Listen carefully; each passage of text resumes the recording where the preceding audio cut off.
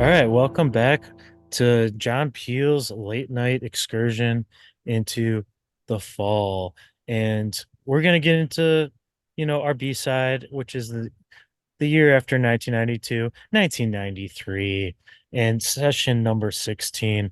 Steve, do we have any change-ups in this personnel? No, we Nope. have, do we? Marky Smith, Craig Scanlon, Steve Hanley, Dave All right. Bush, Cy Wilsoncroft. I think the only difference is we got a different producer, which is Mike Robinson, instead of Dale Griffin. So let's see what Mike Robinson brings to the mix as we jump into. Yeah, Peel Session 16, first track, Lady Bird, Green Grass.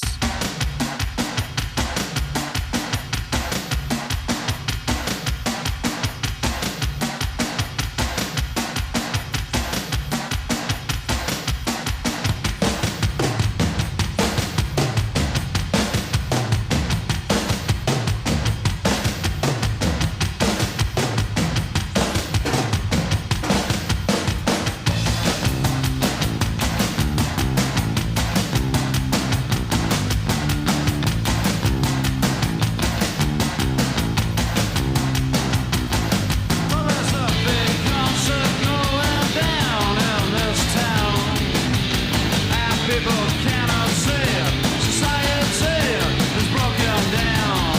I sat up on the green grass, but it just brought me down.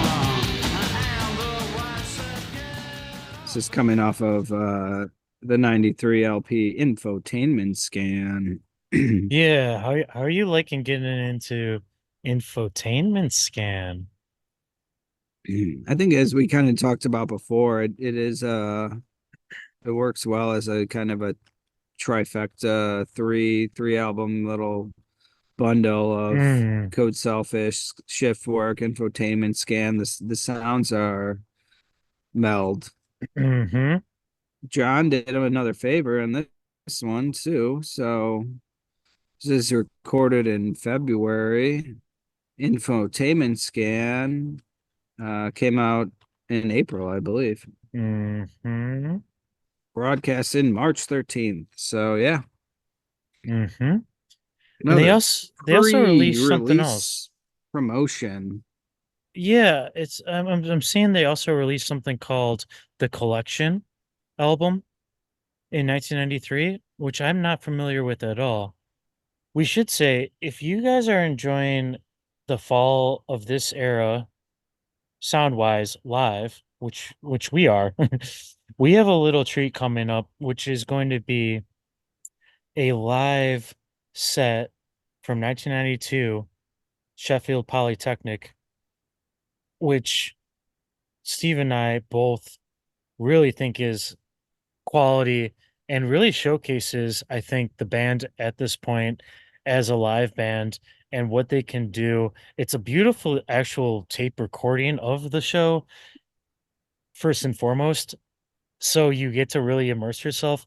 But I think the set list is also ideal. It's kind of like what we're always looking for, which is great set list, great performance, if we can, awesome recording to get ourselves feeling like we're at the show. And we're going to be doing that soon as a fun listen along too, because you kind of get all of these shift work, code selfish, infotainment scan tracks together in a flow, in a state that's on stage in front of an audience that's really into it. And I'm really looking forward to it and seeing what we experience with that. Yeah, it's a good show. It sounds on par with anything you're gonna get in a live recording. So it's enjoyable listen. It's almost kind of better too because it's a tape recording of the the fall in their synthetic machine music state, which I think a tape recording of synths and the machine music actually warms it up a bit in a very appetizing way. It's very nice. It's very great. Um, yeah, so we got Lady Bird Green Grass for the lead off, and that's another they're leading off the set again with the lead off track of the album, which is a great thing to do. I like that they don't on both of these sets, they lead off with the lead off track from the album, and then they also throw in the the slow burner song, or maybe like the song that's a little bit more down tempo that makes you know, or actually maybe for those really listening, realize that you're not just gonna get that first little taste that you got throughout the whole new album that you're looking forward to getting. You're gonna get as you want to to experience um a wide diversity in the fall's abilities. And we'll get into that track next. But yeah, I like the speed of it. The machines are like going so fast, but Mark is almost slowing the whole track down with mm, his delivery, also which the works Craig, really well. yeah, and the Craig Scanlon guitar work on that kind of ties it together too. It's kind of like the Craig, and everyone gets a writer's credit on this one. Everyone that's in the band at the time gets a writer's credit on Lady Bird, which is cool. And I know what you're saying because the Mark delivery with the Craig, little bit of riffage with a little bit of strumming, but it's all distorted. It's kind of like the bow that ties it all up in a neat little package. With Simon's, I would say pummeling drums on that one. It's like Yeah, very he's hitting them. smashed. Hmm. It gets compressed. The snare drum, he's no, they call him Funky Side, but I think he was taking a lot of the Carl Burns type of snare drum smashing into account naturally because that is what the fall songs really kind of ask for. It works ideally in that situation. But let's change it. Let's change it up a little bit here, and let's get into a Sonics cover, Strychnine.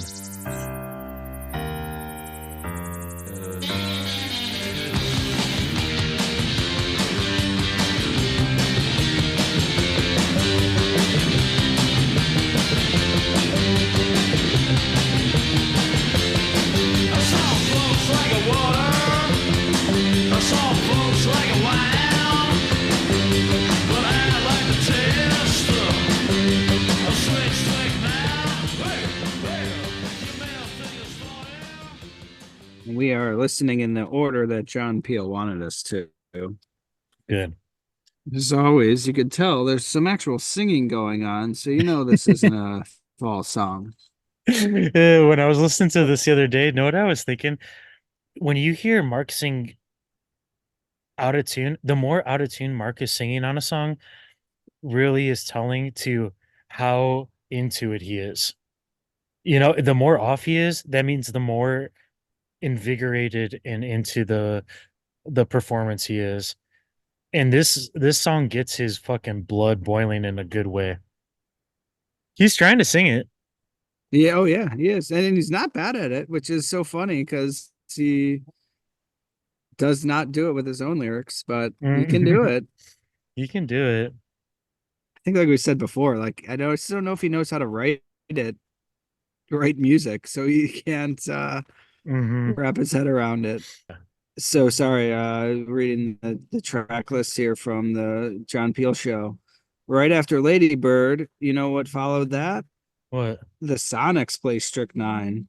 Oh, that's great. That's great. Yeah, so the Fall Lady Bird plays, and then John Peel says three more to come from them, one of which will be a cover of this.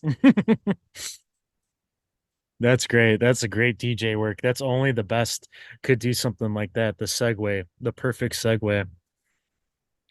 Man. Mm. You gotta wait 1, 2, 3, 4, 5, 6, 7, 8 tracks, but you'll get there. So there is a point where I forget which song it is, but Mark basically was saying the band brought him this like really cool, interesting musical piece. And he said it took him ages to figure out what words to fit to the music. And he was getting frustrated because he's like, I know there's something that's good for this. I know there's a great bundle of words and a story that I have, or maybe I could write that would fit this. And I think that's a great just instance where you see that it wasn't just drop the words on anything, right? Or drop just because the music sounds like that, I'm gonna go to my uh more morose lyrics, or I'm gonna go to my more far out wild uh stories. He was really thoughtful about what is gonna fit the vibe of this music that I'm being presented, or maybe helping to sculpt a little bit. And I just like that because usually we don't think about it that way. No, What- you get to feel the collaboration a little bit, Mhm. that it was a group. It was these people individually providing things and contributing, and that Mark just wasn't like slapping poems down onto the desk and like, write a song, you fools. Like Mhm. it was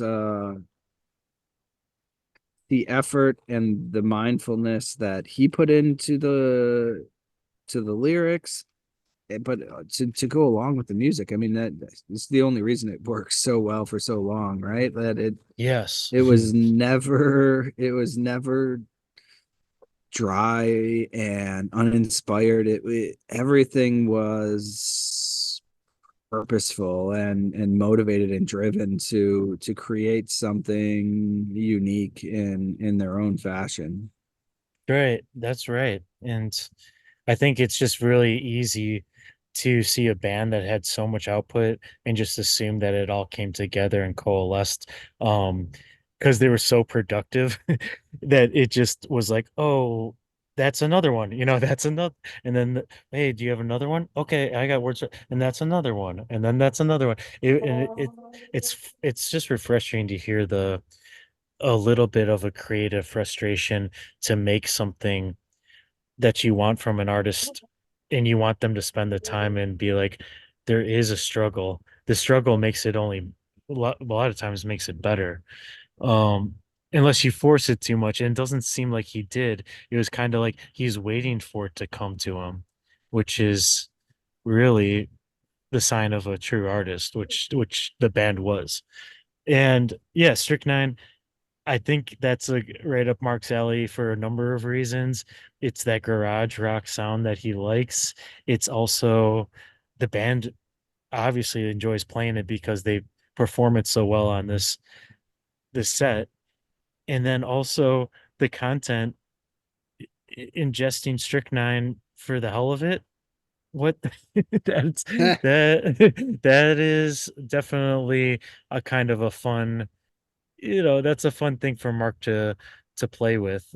Yeah, it's almost sounds like if it had more of a story to it, like a guy ingesting strychnine to see what the effects were or experimenting with it, that would be a Mark E. Smith song. So he didn't have to write it in this case because it was written for him.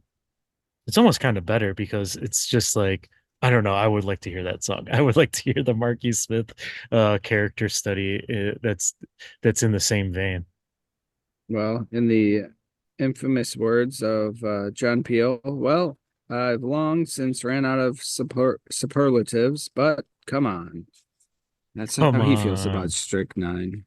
Come on. We will move on to service. Let's get some decent service in here. Why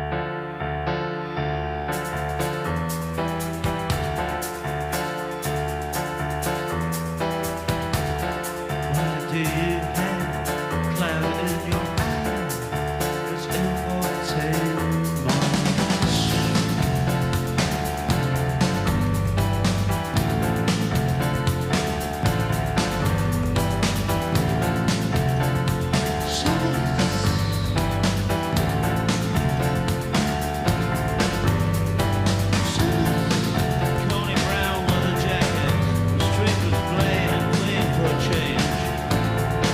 in the rain. Cold, pull my shirt off. Winter is here, like yourself.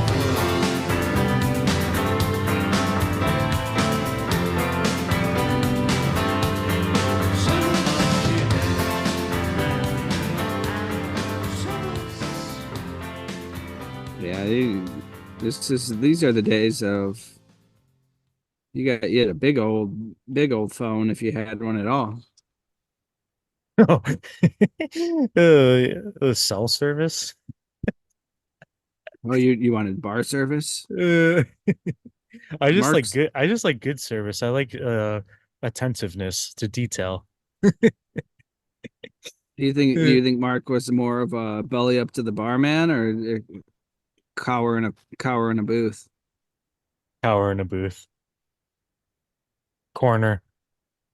I think he liked to interact with the patrons, but also I think he did like to go to the pub as his office. So I do think he actually did a lot of reading and a lot of writing in pub atmosphere. So I think he Yeah, does need some some space. space. Yeah.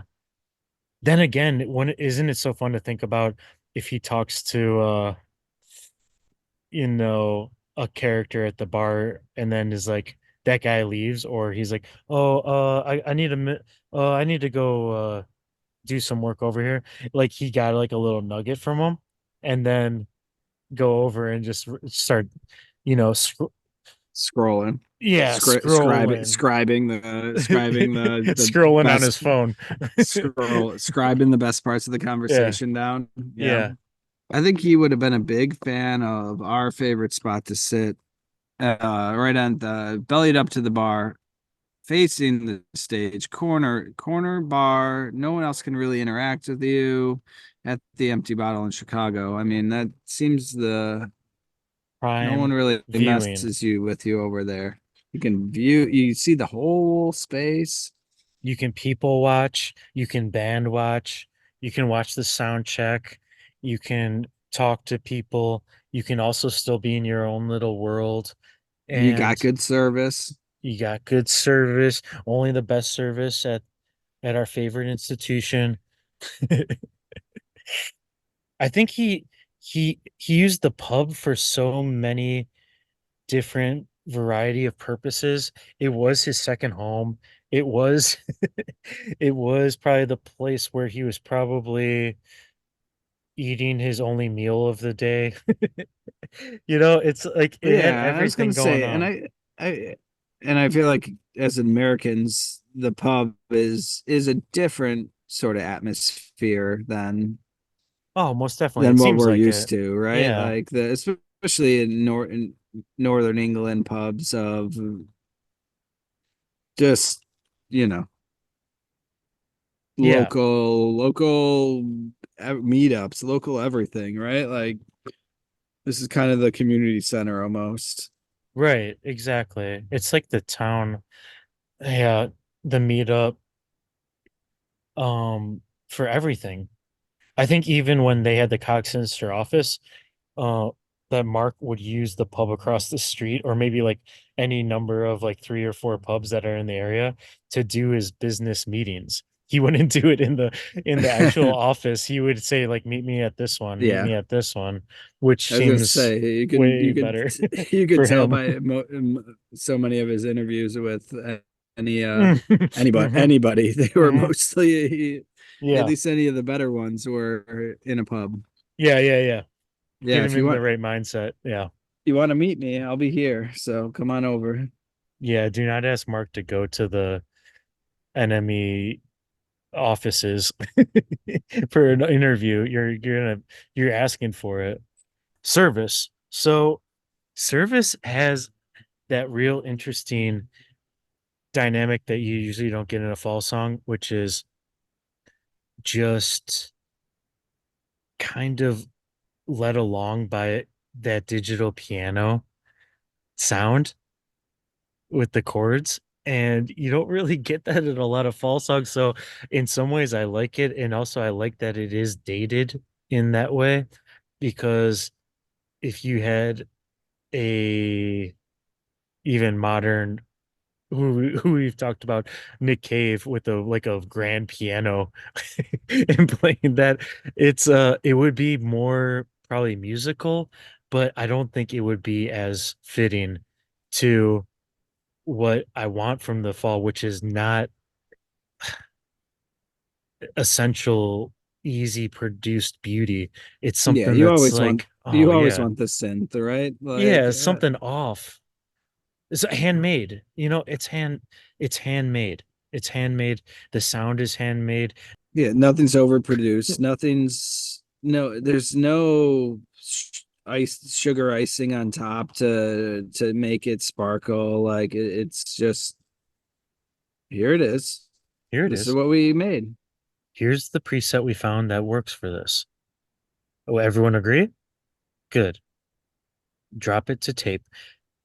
Though what's even funnier is that knowing that they are in a BBC studio with a piano, a real piano, and what's the choice they made? This. So it's not even like, oh, we don't have access to that. It's no, we've done this track and it sounds like this, and we did it like this on the album, more or less. Let's just do it with this. And that's beautiful. They're like never like strained from their it's the reason why we're always asking for a little bit more risk taking, but it's at the same time, why risk take when you got your feel? And they do. And that's what this is. Service provided. Service 5-star Yelp review, 5-star service. Okay. Well, let's wrap it up. Let's wrap this session up with something with a little more of an edge. I liked what I heard on Strychnine. I liked Lady Bird. I liked what I was hearing, a little bit of that edge to it. But let's end with something with the pure edge that only the fall can deliver with a great, I don't know, vignette of a guy you don't want to be, but a guy that you want to look through the window and observe. Paranoia man in cheap shit room.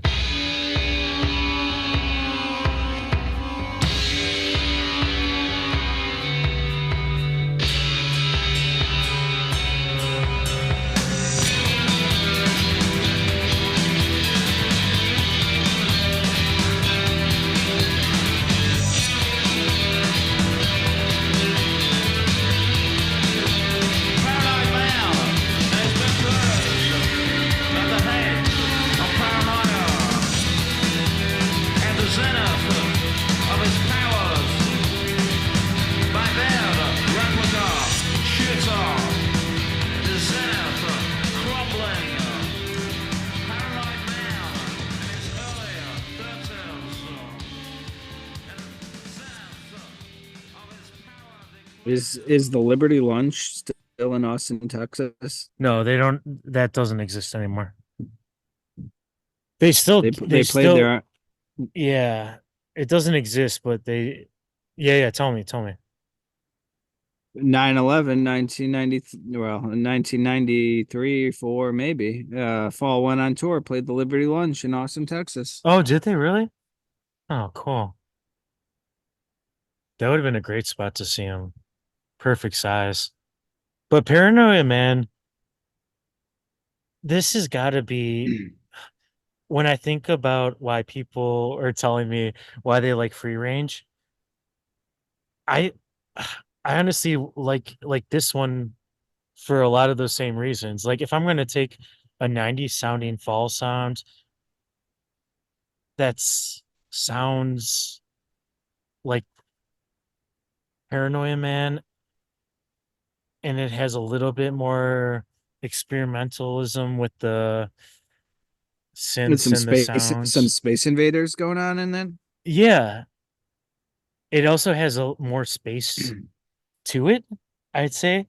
Oh yeah, it's more wide, way wide open. Like Wide open. It's kind of ironic because I'm compared to free range, but I know that's a different that's a different reference point. But I think I'm taking this one over free range, right? And also I'm wondering why a song like this is not more popular than a free range type of song. uh, But I mean, It it's has just the word always, shit in it. well, yeah. I mean, no No. Heebies, no creepies or hallucinogens. I mean, it's just not for the masses, right? Like, Yeah. yeah, honestly, the best thing about the fall is that they never cared about the top 40 because the second you're striving for that, you're not performing things like this. Yeah. This sounds better. It's way more interesting. It's way more fun and you want to listen to it again and again and versus top 40 where you're like, "Oh, I know that one, zone out." Not Hmm. at all engaged. And this is one of the song we haven't gotten a lot into the lyrics on this episode, but let me tell you some of these my favorite lyrics because this is a song to really dive into it. At the zenith of his powers, by bed replica shooter, zenith dissolving by his bed replica shooter, paranoid man in his early 30s, at the zenith of his powers. And then there is also a um zenith dissolving. I like the zenith dissolving because it's almost like the Zenith TV. Remember that brand? Oh Zenith yeah. TVs? Good. Like the Zenith TV dissolving in front of the paranoid guy is also so freaky. He puts his head down when girls pass by is really a telling sign of something is off to it.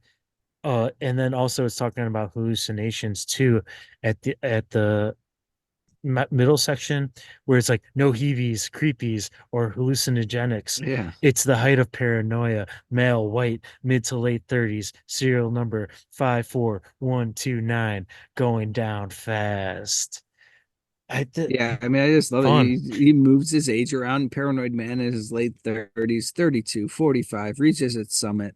Yeah, Mm, just like, yeah, yep. yeah. The way it wraps up, sky calendar, bar, home, speculates. The fucking what that's only let me see. That's 5 words. That's 5 words, but it's basically three lyrical lines. You can parse it out the way you want, but to do sky, calendar, bar, then home, then speculates. Man, that's like you've told me like multiple steps of the plot in just 5 words, right? Of this guy's tra trajectory through the day. And at the end of the day, I kind of take it as, right? You get the bar, then home, speculates on with this guy in the calendar. And what do you think he means by maybe you connect with this, maybe not, but what do you think he means by cheap shit $50 man? Like maybe like cheap shit, like probably tipping is what I go to Oh, first, right? yeah, Instead yeah, of the yeah. full buck, you're going the 50 cent piece. Mm. But Yeah, I actually, man, I didn't think about that, but I actually think that's spot on with this kind of paranoid nature where he's not. But actually, you're not tipping at all. yeah, you gotta tip. Eh, You gotta tip. if you got, You gotta yeah, make the round up. the not even the roundup, but you gotta make the almost the motion of it. You gotta present something. Otherwise, people will look at you like you're a true asshole. Oh, I Like see, I you know what see, I mean? And I like see. you gotta put something on the bar. Otherwise, people are gonna Yeah, look at you even worse. Like, but yeah. you're given the minimal amount that you can. Yeah, that's all the cultural stuff I find fascinating too, that I really enjoy. When I was, I don't know if I told you the story, but when I was in Scotland, we went to this castle tour that was in the north western part of Scotland, and it was really beautiful, small little castle. And the guy was like leading us through it, and he was like the caretaker, but he had this little gimmick thing where he liked to make people on the tour role play like the different roles that would be undertaken in the castle. So he was like, "You're gonna be the resident of the castle and you're going to be the daughter and then you're going to be and of course he's like, oh, American guy, you're going to be the servant. And I was like, oh, okay, great. I don't want to be role playing in any situation and you're going to make me do this on my fucking vacation. Thank you very much. Let's get into this. Let's fucking do it. It's like the servant and then they're like, okay, now you got to bring the tea in and I'm like, okay, let me pretend like I'm bringing tea into this other family from like Sweden or something. I like, let me bring this in. So I pretend like I'm bringing in the tea platter and give it to him, and I'm like, I give it to him, and he's like, "Oh, what are you still standing there?" I was like, "Oh, I'm waiting for my tip," and he's like, "Oh, you Americans," I'm like, "You fuck," I was like, "I'm trying to make this fun." I'm trying to make this a fun thing, but he was like taking it serious, like, "Oh, you What did would they? expect a tip. You would Yeah, I was expect gonna a say tip." maybe it's not Hmm. tips coming from Indentured England, but servant indentured servant is not asking for tips. What are you why don't telling me? you Is this the did history it, lesson I'm paying for in this nobody castle? threw nobody threw a bedpan at you or anything?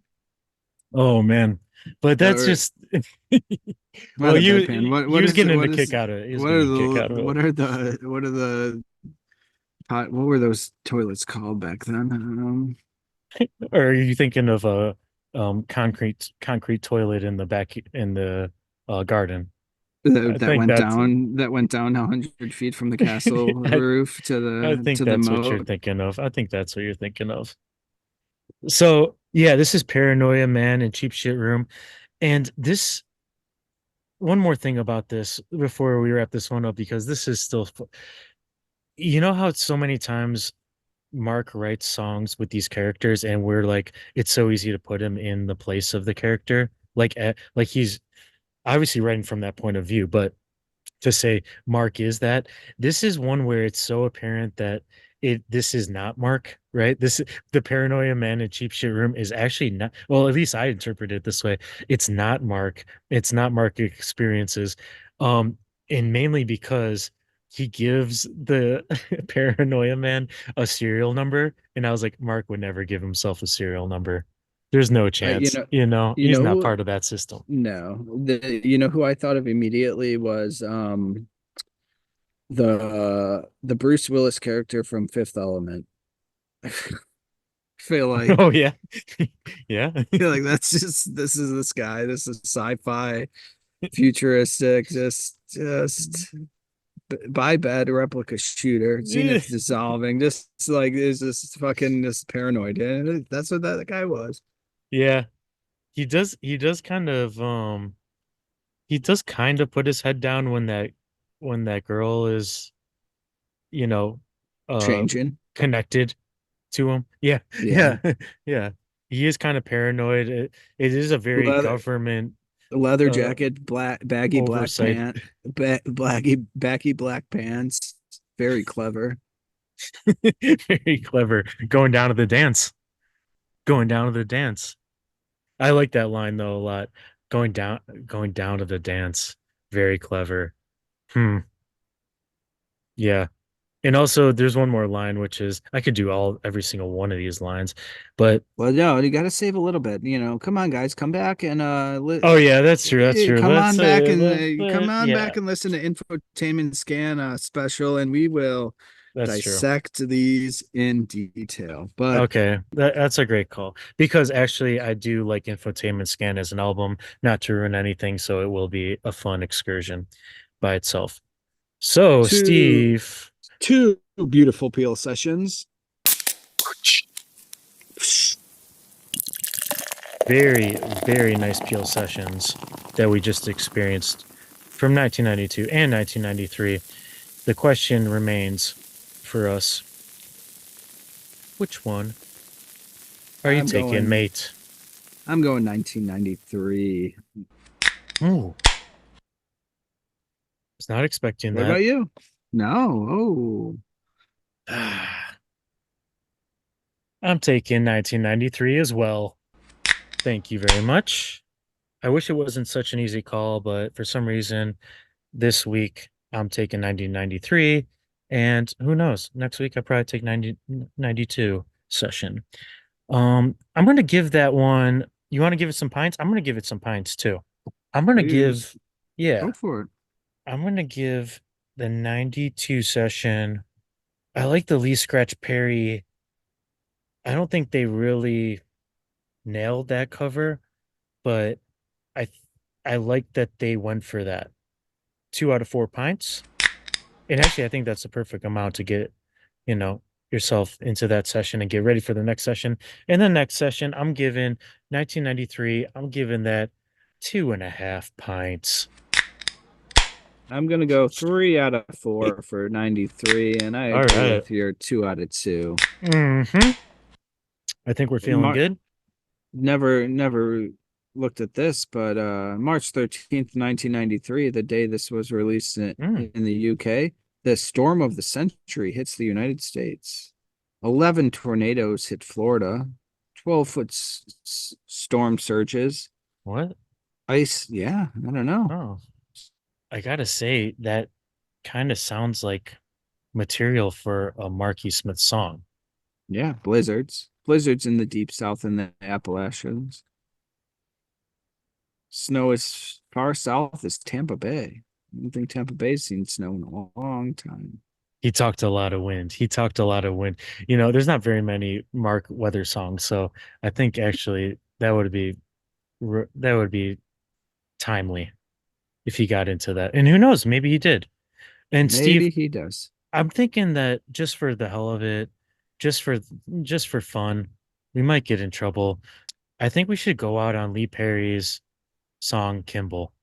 How do you feel about that? I feel happy about that. Okay, let's go out on that. And we hope you guys had a good time. We always enjoy doing these. And until next time, we are the fall. We are the best.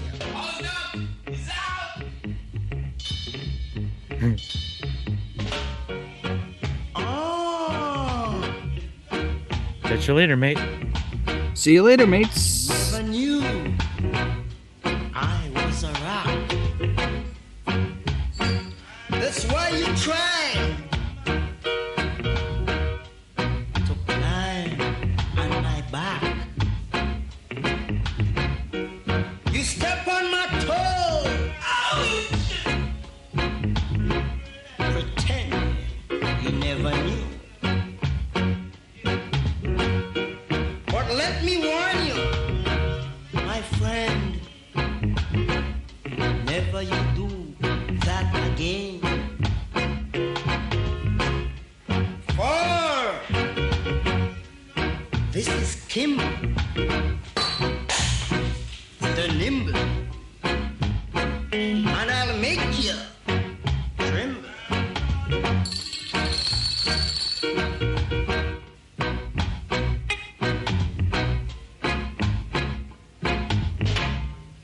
When I hit,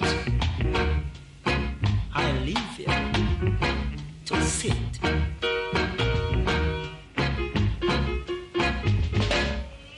When I lick, it's so hot, it burns the spot. Think about that before you touch this cat. I warn you before I spawn you. I teach you before I beat you.